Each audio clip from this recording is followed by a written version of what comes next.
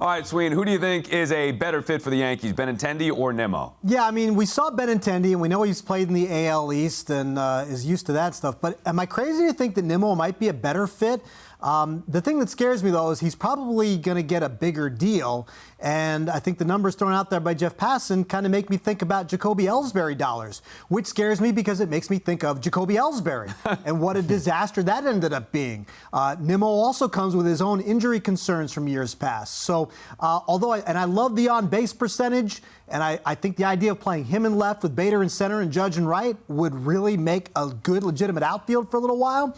It does scare me going long-term on that. So it's hard to say which one really lands here. What is the latest with these two, Andy? Is Benintendi even in that class as far as contract goes? What's the latest with these two? I don't think Benintendi gets as much as Nimmo. It's interesting. That free agency's been kind of quiet relative to Nimmo's. I have more information on Nimmo. I know that the Yankees would like a reunion with Benintendi, but I'm also told, at least by some involved in this, that the Yankees are interested in Nimmo as a center fielder because Bader's only under control for one more year. I think that remains to be seen if they would actually do that. Nimmo, it's not just the Yankees, it's not just the Mets.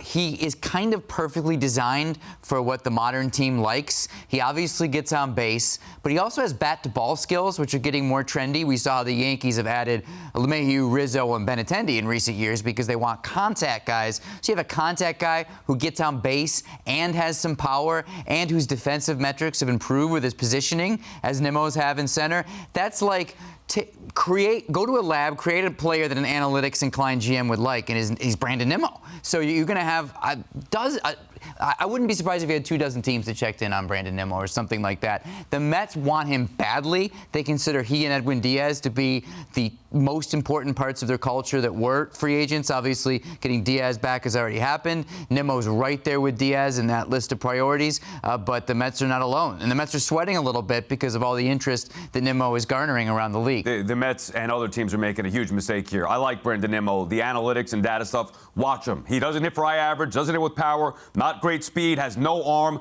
he plays way too deep, balls drop in front of him. Great character guy. Obviously, there's good things about Brandon Nimmo. You start paying $150 million for Nimmo, you're going to find yourself in trouble down the road. I think you make a really good point about the arm and the playing deep because the metrics have improved and the narrative has improved around his defense, but that's kind of why. It's because he moved back. Hard work, too, but I think you make a solid point there.